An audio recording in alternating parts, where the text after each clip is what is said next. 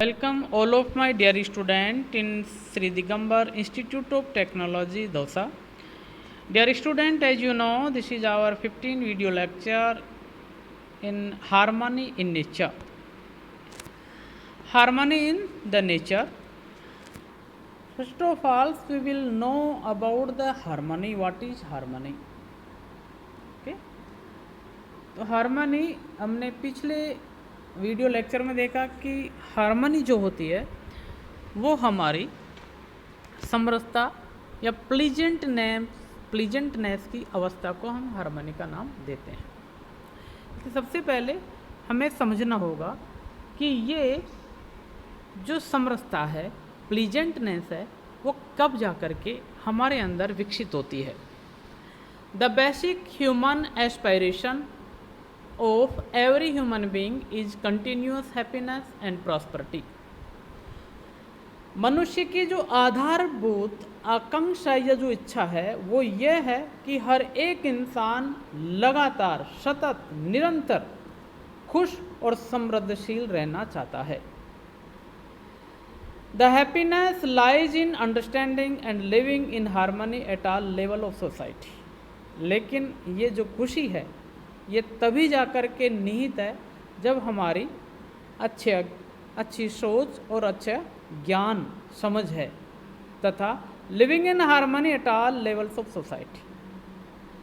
सामाजिक स्तर पर जो समाज के हर स्तर है उसके ऊपर हम समरसता पूर्वक खुशीपूर्वक जीवन व्यापन करते रहें तभी जाकर के ये हार्मनी निहित है। There are 4 orders in nature. प्रकृति के अंदर वैसे 4 तरह के स्तर हैं।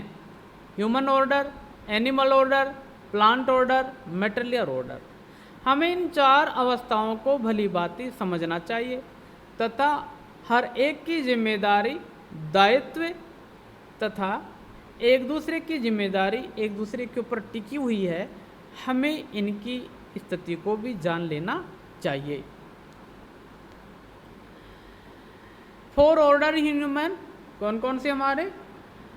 Human being, material orders, bioplant orders, animal orders. ये चारों अवस्थाएं, प्रकृति की ये चारों अवस्थाएं किसी न किसी रूप में एक दूसरे से कनेक्टेड है। तो हमें अपनी जिम्मेदारियों से निर्वाह नहीं होना चाहिए, समझना चाहिए। The mutually interacting units big और स्मॉल, ये जो अवस्थाएं हैं ये सह आपसी अस्तित्व या गुण के माध्यम से, चाहे वह अवस्था छोटी हो या बड़ी हो, एक दूसरे से जुड़ी हुई है। Sentient and insentient together is nature. Sentient और इनसेंटिएंट, भावनात्मक अभावनात्मक तौर से ये प्रकृति में एक दूसरे के साथ में मिली हुई है, जुड़ी हुई है। These units are unlimited.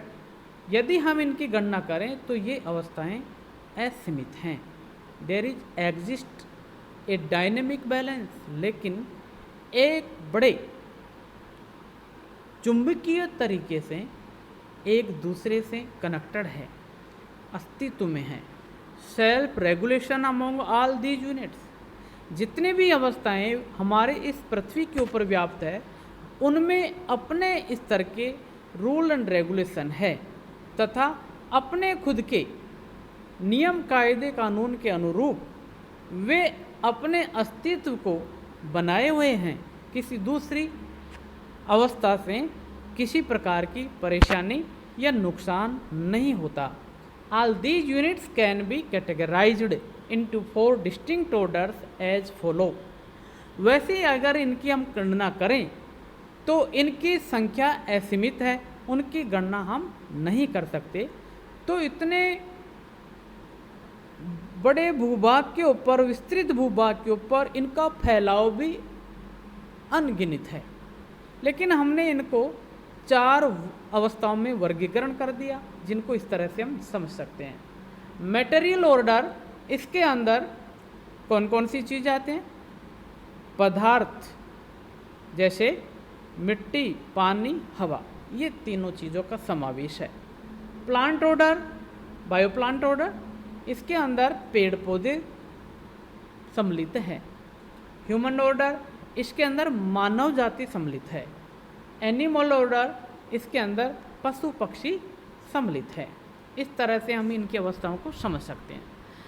There is mutual fulfilment among the four orders of nature as well as within them. और प्रकृति में इस तरह की व्यवस्था बनी हुई है कि ये आपसी अस्तित्व के अनुरूप, ये आपस में सहयोग के अनुरूप ये जुड़ी हुई है, तथा ये प्रकृति के अनुरूप एक दूसरे के साथ में जुड़ी हुई तो है ही, लेकिन एक स्वाभाविक तौर से एक दूसरे का कार्य निर्वाह भी करती हैं। Mutual fulfilment means, mutual fulfilment से तात्पर्य है कि each units of the four orders is related to each other. ये अवस्थाएं एक दूसरे से जुड़ी हुई है, संबंधित है, and enriching to each other, तथा एक दूसरे के ऊपर निर्भर करती है अपने पालन पोषता के लिए। The plant receive the nutrients in the forms of soil. अब देखें किस तरह से ये आपसी या पारस्परिक संबंध रखती हैं। जैसे पेड़ पौधे हैं, इन्हें मिट्टी से न्यूट्रिएंट्स या पोषक तत्व मिलते हैं, and minerals decay in the forms of substance like oil, तथा the plant decaying becoming nutrients enriching the soil. पौधे की लाइफ पूरी होने के बाद में ये मिट्टी में मिल जाता है। The plants also decaying in the forms of substance like oils. पौधों का जब नष्ट होता है या जीवाश्म के तौर पे ये गिर जाते हैं तो और भी चीज़ों का निर्माण होता है, जैसे कि ऑयल है, कोल है आदि। Stored deep within as protection against the heat from the molten core inside the earth as well as the heat from the sun. अब देखिए ये किस तरह से पृथ्वी का संरक्षण करते हैं और दूसरी अवस्थाओं का संरक्षण करते हैं। पृथ्वी की अतीत गहराई के अंदर ये छिपे हुए होते हैं, तो नीचे की ज्वाला की जो हीट होती है उससे वो पृथ्वी के ऊपरी स्तर को रोकते हैं, उसको संरक्षणता देते हैं, तथा ऊपर जब ये रहते हैं तो सूर्य की गर्मी से हमें बचाते हैं। The nutrients move through the various lawyers of the soil. इस तरह से ये पोषण पृथ्वी की गहराई के अंदर न जाने कितनी परतों में समाहित है।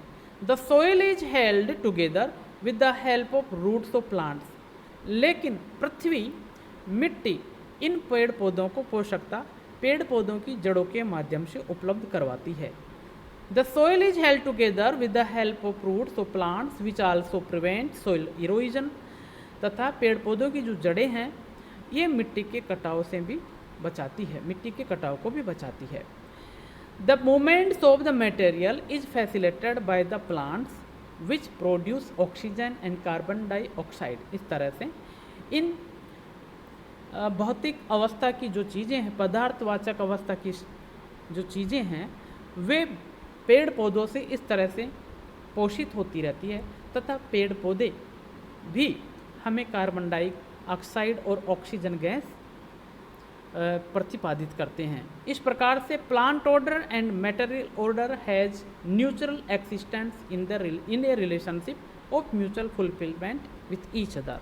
बायोप्लांट और मटेरियल के हमने संबंध को देख लिया। ये संबंध के नियम के आधार पर एक दूसरे से जुड़ी हुई है। और the basis of movements, the all animals, birds etcetera are based on the material orders.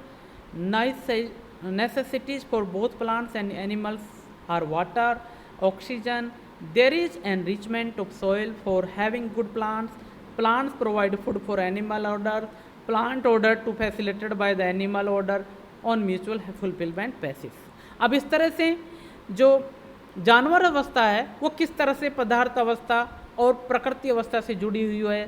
वनस्पति अवस्था, पेड़ पौधों की जो अवस्था होती है वो इन जानवरों को भोजन प्रदान करती है, जैसे कि फल है, पत्तियां हैं, कई चीज़ें। और इस तरह से जो ये पशु पक्षी है ये प्रकृति को किस तरह से पोषकता प्रदान करते हैं, गोबर की खाद के रूप में इनको पोषक तत्व प्रदान करते हैं, जिसके द्वारा बायोप्लांट के लिए वो पोषण बनते हैं। इस तरह से एक इंटरकनेक्टेड होती रहती है। It may be noted that in nature all three order other than human order are mutually fulfilling for themselves as well as others. अब हम इसमें ये देखते हैं कि मानव अवस्था के अलावा शेष जो तीनों अवस्थाएं थी उनमें किस प्रकार से पारस्परिक सहचार्य का नियम लागू होता है और वे निभाते हैं, सिवा मनुष्य अवस्था को छोड़ करके।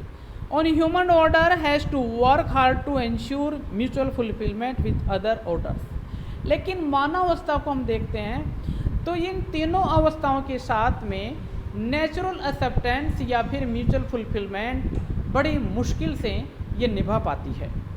Humans are polluting the soil and depleting the fuels. मनुष्य का गुण क्या रह गया है, ये इन अवस्थाओं में प्रदूषण फैलाने का कार्य करता है।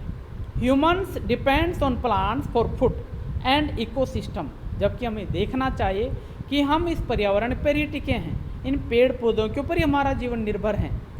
लेकिन humans have destroyed forest and species of plants and herbs. अपनी आवश्यकता या अपनी भूख को मिटाने के लिए, कौन सी भूख, ज़रूरत से ज़्यादा धन संपदा एकत्रित करने वाली भूख की वजह से ये अपने नियमों को भूल जाता है और इन पेड़ पौधों को, जानवरों को तथा पशु पक्षियों को, पदार्थवाचक अवस्थाओं को, सबको नुकसान पहुंचाता है। Humans have destroyed the balance. मनुष्य ही एकमात्र ऐसा प्राणी जीव है जिसने इन तीनों के बीच के संतुलन को खराब कर दिया। Four orders can be understood in forms of their activities. अच्छा, अब इन चारों अवस्थाओं को हम इनकी गतिविधियों या कार्य प्रणाली के द्वारा भी समझ सकते हैं। Innateness, natural characteristics, basic activities, conformance. किस तरह से इनमें सजीवता के द्वारा और प्राकृतिक विशेषताएं क्या है, इनकी गतिविधियां किस तरह की होती है, कन्फर्मेंस तथा इनके सब्स्टिट्यूट्स के बारे में देखें। Material things can be converted from one form to another. भौतिक वाचक अवस्था जो है उसका हम रूप परिवर्तित कर सकते हैं। One can't destroy matter but can only convert it from one form to other. हम इसको इस तरह से देखते हैं कि कोई भी व्यक्ति पदार्थवाचक अवस्था को ख़त्म नहीं कर सकता, सिर्फ उसका रूप परिवर्तित कर सकता है। A plant can't be stopped from growing, it has continuous respiration, thus keeps on changing, it decays and becomes parts of the material orders. The basic particles of the plant can't be destroyed, it can be converted from one form to another. The existence and growth combines are the innateness of the plant orders. अब इनकी सजीवता वनस्पति अवस्था की भी किस तरह से देखें। एक पेड़ है, एक पौधा है, उसको भी उसकी वृद्धि में और उसकी वृद्धि होने से हम नहीं रोक सकते या उसको नष्ट नहीं कर सकते। ये ज़रूर है उसका रूप परिवर्तित ज़रूर होता रहेगा, लेकिन वो नष्ट नहीं होगा। Becomes part of material orders. जब वो नष्ट होता है तो वह वस्तुवाचक अवस्था का भाग बन जाता है, हिस्सा बन जाता है। Basic particles of plant can't be destroyed, लेकिन उसके छोटे से अणु को भी हम नष्ट नहीं कर सकते। It can be converted from one form to the another. हाँ, ज़रूर उसको हम छोटे से छोटे हिस्से में ढाल सकते हैं, बदल सकते हैं, लेकिन उसको नष्ट नहीं कर सकते। Animal body is psychochemical in nature.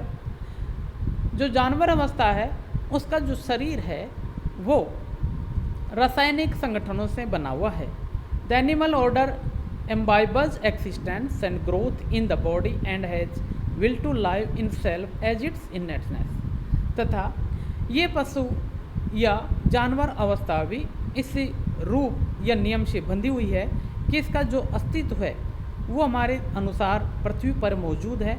Growth in the body, अपने अनुसार ही ये भी इसके शरीर में वृद्धि करती है। Has will to live in self as its innateness. और ये भी एक सजीवता इसमें यह है, जब तक इसको जीने की इच्छा होती है तब तक ये भी जीते रहते हैं। Natural characteristics each orders. अब इनकी विशेषताएं हम देखते हैं कि कौन कौन सी इनकी विशेषताएं हैं। तो नेचुरल कैरेक्टरिस्टिक है इनकी। Each order has a certain value, अवस्था की अपनी अपनी एक वैल्यू है, अपनी अपनी एक विशेषता है। विच इज़ द यूजफुलनेस, जो कि वो सभी के लिए लाभदायक है। Participation of the order in existence, एक दूसरी अवस्था के अंदर एक सहचार्य का निबंध और नियम निभाती है। This value is also known as natural characteristics, तथा इस प्रकार के गुण को हम प्राकृतिक सहकार्य या प्राकृतिक स्वीकार्यता का नाम देते हैं। The basic characteristic is composition and decomposition, एक दूसरा गुण और इनमें मौजूद है कि इनका कंपोजिशन एंड डिकम्पोजिशन, मतलब इनका अस्तित्व भी होता है तथा इनका अस्तित्व नष्ट भी हो जाता है।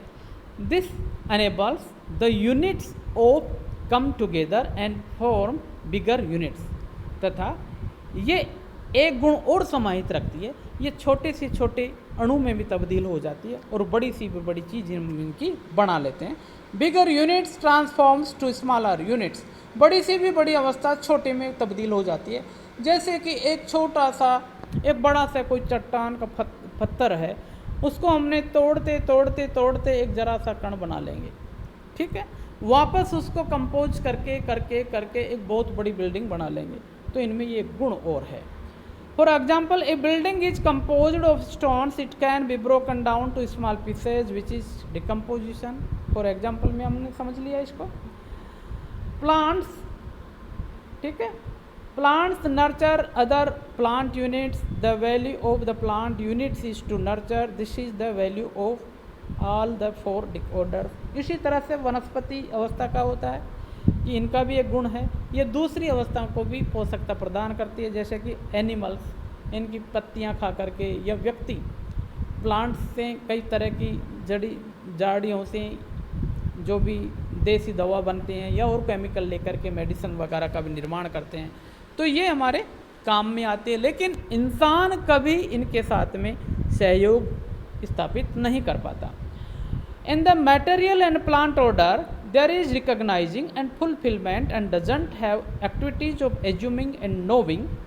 हमने जब देखा कि ये पदार्थवाचक अवस्था और वनस्पति अवस्था जो है, इनमें आपसी सहयोग और सहचार्य का नियम होता है। रिकॉग्नाइजिंग एंड फुलफिलमेंट, इनकी पहचान करके इनकी आवश्यकता की पूर्ति की जाती है। Doesn't have activities of assuming and नोविंग, but इनमें इस तरह की गतिविधि नहीं होती कि ये मनुष्य प्राणियों की तरह या फिर पशु या जानवर अवस्थाओं की तरह अपनी आवश्यकताओं की अनुरूप ये पहचान करें, फिर उसके हिसाब से काम करें। ये इस चीज़ की इनके अंदर कमी होती है। The plant recognise the relations with seeds and water.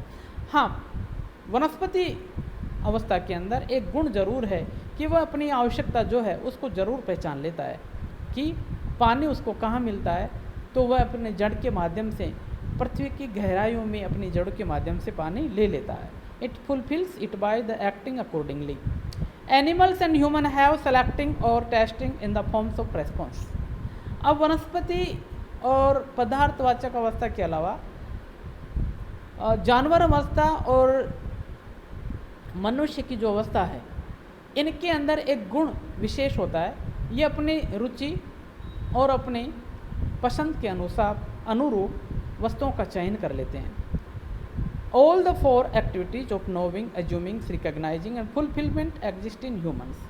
और ये चारों जो और भी विशेषताएं हैं, जानना, कल्पना करना, पहचानना और उसकी पूर्ति करना, वो मनुष्य के अंदर निहित है। इस तरह से इनमें रिलेशनशिप कायम इस तरह से होता है। बट ह्यूमन बींग्स के अंदर रिलेशनशिप बिल्कुल डिफरेंट है। वो इन तीनों अवस्था से उसको सबक लेना सीख लेनी चाहिए।